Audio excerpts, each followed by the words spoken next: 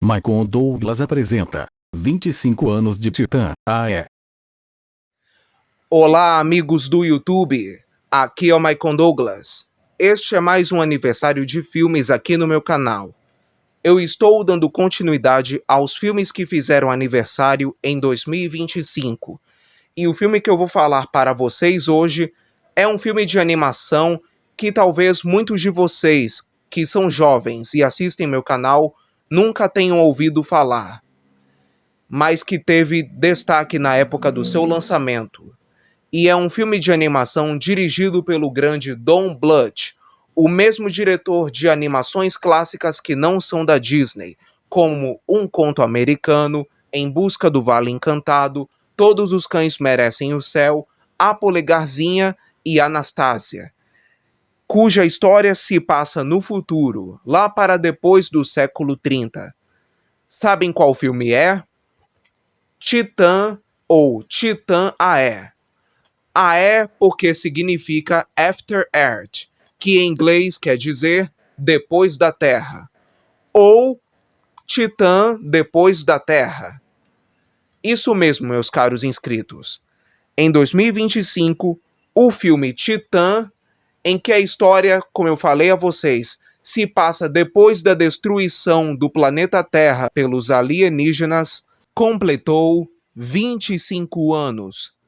Isso mesmo, fez 25 anos que foi lançada esta história que fala sobre um rapaz chamado Cale que precisa encontrar uma nave chamada Titã, onde nela se encontram vários DNAs de todas as espécies coletadas do planeta Terra antes de sua destruição pelos alienígenas, para que esses DNAs sejam usados para criar um novo planeta e um novo lugar para a humanidade viver.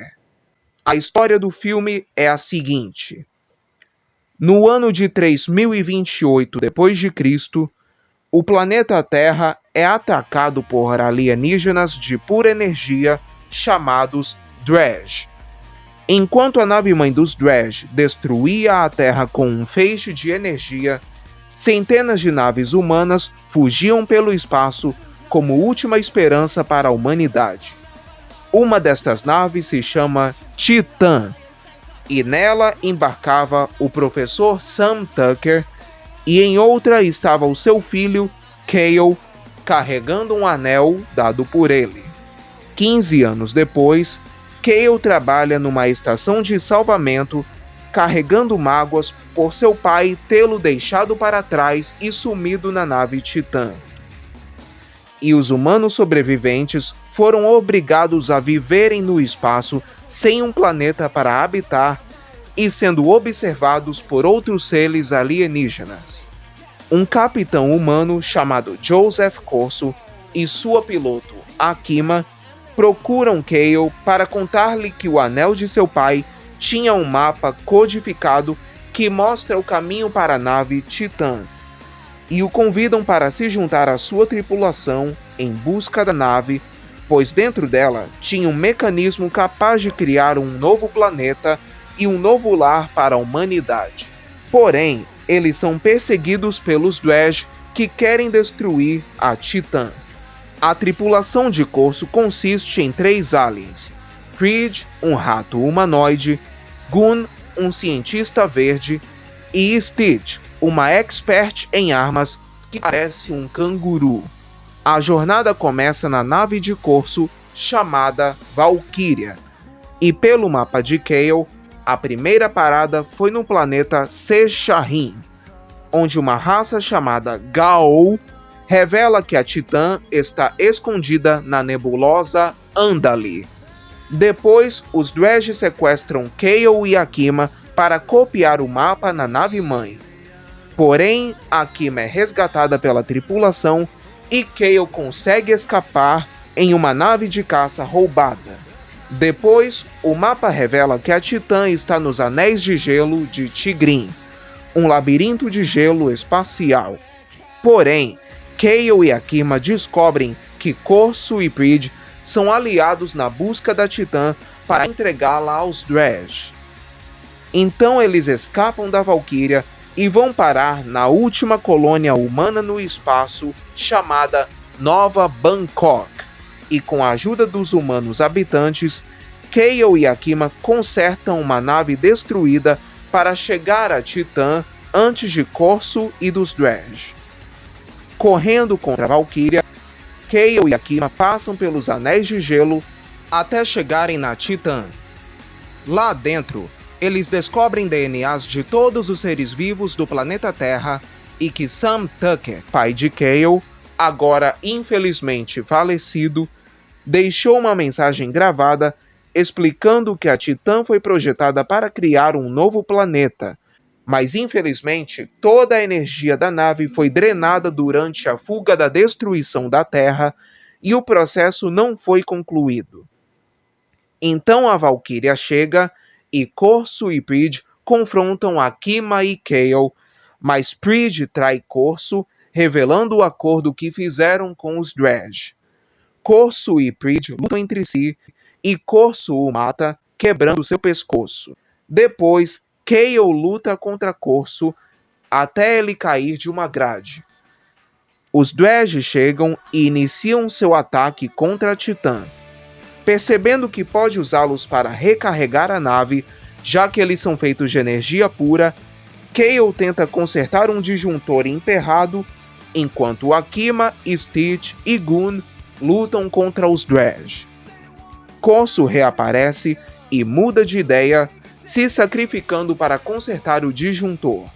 Então, Kale ativa os sistemas da Titã, que absorve a energia dos Dredge e sua nave-mãe, os destruindo por completo e criando um novo planeta.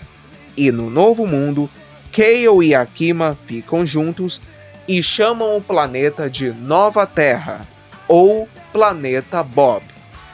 E finalmente, as naves humanas chegam para começarem uma nova vida no planeta. E esta foi a história resumida do filme.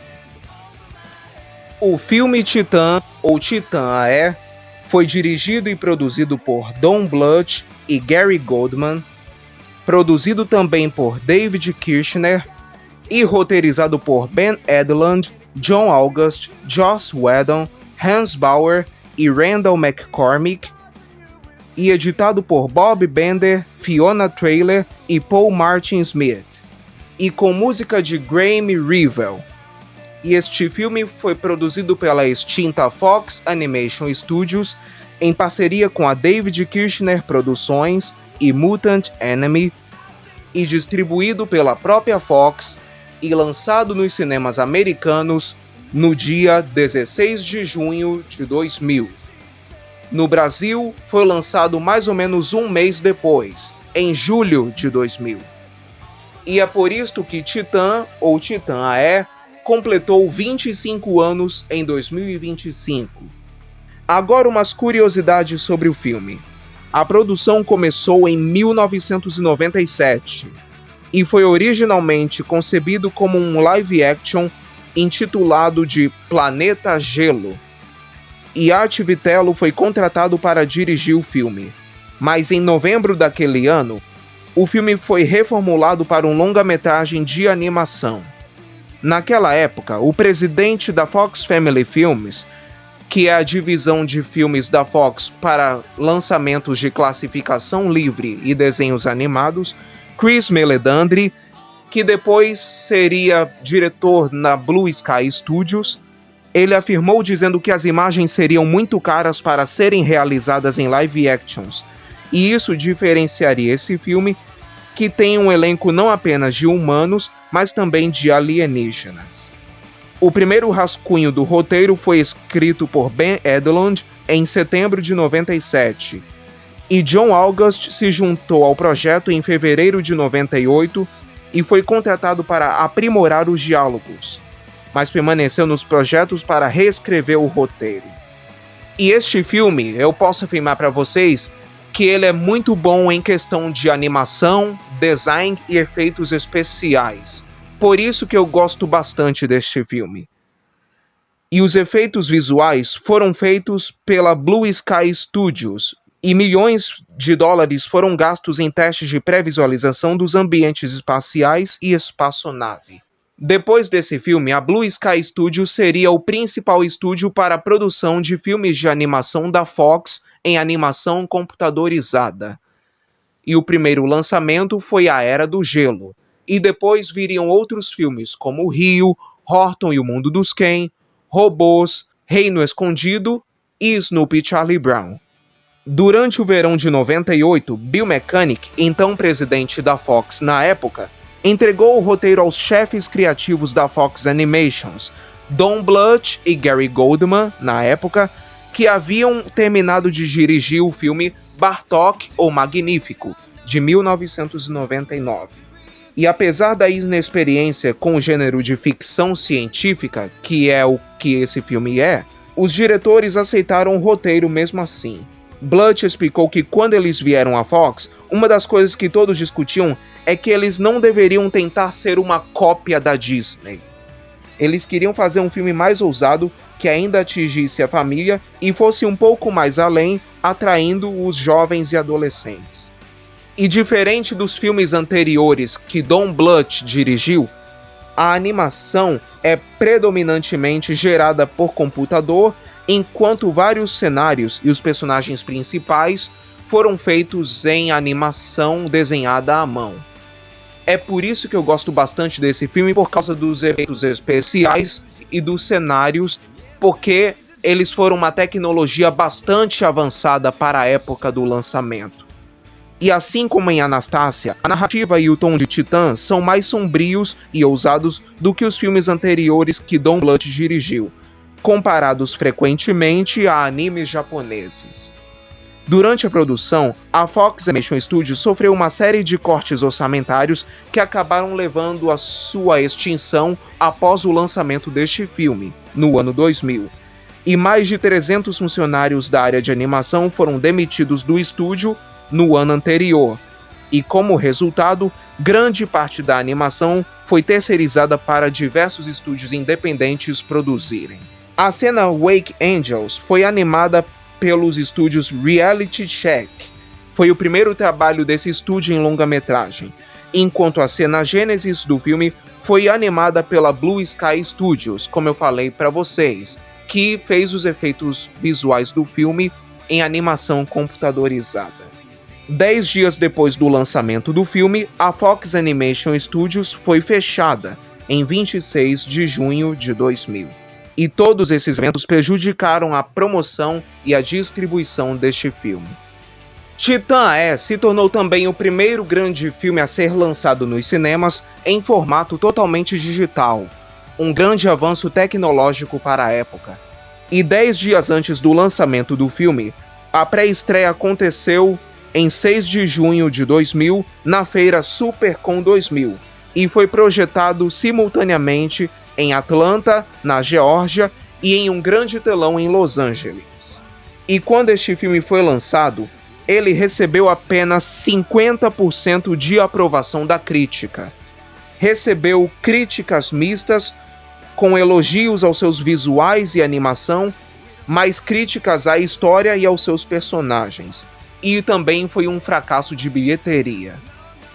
E talvez essa também seja uma das razões para este filme ser o último longa-metragem de animação dirigido por Don Bluth até agora. Depois desse filme, ele apenas dirigiu a animação de jogos de videogame e um videoclipe da girl band Scissor Sisters em 2004. E o último trabalho dele como diretor foi num curta-metragem chamado O Presente de Ho-Pui, lançado em 2009. Recentemente, alguns anos atrás, ele voltou a trabalhar com animação e também está trabalhando para abrir seu novo estúdio de animação, a Don Bluth Studios, com o objetivo de trazer de volta a animação desenhada à mão, 2D. E é o que a Disney está pretendendo fazer outra vez. Depois de ter sido lançado nos cinemas, o filme foi lançado pela primeira vez em VHS e DVD a partir do dia 7 de novembro de 2000, tanto nos Estados Unidos quanto aqui no Brasil também. O DVD incluía um curta documentário para o canal Fox chamado Em Busca da Titã, cenas cortadas, websites para as pessoas saberem mais no filme dos seus computadores e um clipe da canção Over My Head, que faz parte da trilha sonora do filme, interpretada pela banda Lit. O filme recebeu indicações aos prêmios Emmy, como prêmio de melhor trabalho em longa-metragem de animação e um prêmio Saturno de melhor filme de ficção científica. Vamos falar agora sobre a dublagem brasileira deste filme. Aqui no Brasil, quem foi escolhido para dar a voz ao protagonista Cale Tucker, interpretado em inglês pelo ator Matt Damon, foi o dublador Hermes Baroli, dublador paulista que na época estava morando no Rio de Janeiro e gravando várias dublagens por lá. O Cale criança, no início do filme, foi dublado pelo Thiago Farias. A Akima, companheira do Cale, tripulante da nave Valkyria, interpretada em inglês pela atriz Drew Barrymore, foi dublada pela Mabel César. O capitão Joseph Corso, vilão do filme, foi dublado pelo Júlio Chaves. O professor Sam Tucker, pai do Cale, foi dublado pelo Márcio Seixas apenas no VHS e talvez na exibição do filme nos cinemas, e no DVD foi dublado pelo Hamilton Ricardo. Os Aliens. Bridge foi dublado pelo Pietro Mário, Stitch, dublada pela Sheila Dorfman, e Gun, dublado pelo Marco Antônio Costa. A tripulação de Corso, como eu falei para vocês. Os Aliens Tech foram dublados pelo Valdir Santana. Choking foi dublado pelo Paulo Flores. Firricash foi dublado pelo Mauro Ramos. O guarda do planeta Secherin e o Alien Poe foram dublados pelo Maurício Berger. E a Rainha dos Dredge foi dublada apenas no VHS pela Andrea Murucci, enquanto na versão do DVD eram apenas falas ininteligíveis com efeitos sonoros para que soasse igual aos alienígenas. E o narrador do filme, no VHS apenas, foi o Márcio Seixas e no DVD foi Hamilton Ricardo. Participaram também deste filme Aline Guese, Fernanda Crispim, Valmir Barbosa e alguns outros dubladores que não foram creditados. Já a trilha sonora deste filme, que eu considero uma das melhores já feitas, é totalmente repleta de músicas de bandas de rock contemporâneas da época. Bandas como Powerman 5000, Electrasy, The Urge, Texas, Bliss 66, Jamiroquai, Lucius Jackson e várias outras bandas como a Lit, que eu acabei de falar para vocês, que fez uma canção chamada Over My Head, na qual eles gravaram um clipe cantando nos cenários do filme e no meio do espaço, durante a destruição do planeta Terra, passando pelos lugares onde o filme se passava também. E nos créditos finais do filme tocam duas músicas, Not Quite Paradise, da banda Bliss 66, e Like Lovers Holding On, da banda Texas. A dublagem deste filme foi dirigida pelo Pádua Moreira e foi gravada nos estúdios da Delarte, no Rio de Janeiro. Bom, pessoal, o filme Titã, ou Titã AE, completou 25 anos em 2025. E vale a pena vocês reverem uma história bacana quanto essa, se você é fã de filmes pós-apocalípticos e filmes sobre ficção científica, 25 anos depois. E eu quero confessar a vocês que eu só assisti esse filme agora, 25 anos depois do seu lançamento. E eu adorei ele demais, por causa da história, da animação, dos efeitos especiais, dos cenários, porque esse filme foi um grande avanço tecnológico para a época do seu lançamento. E este foi mais um aniversário de filmes. Muito obrigado a todos por assistirem esse vídeo. Eu espero que tenham gostado. E para verem mais vídeos, curtam, inscrevam-se e ativem as notificações. Muito obrigado a todos e até o próximo vídeo.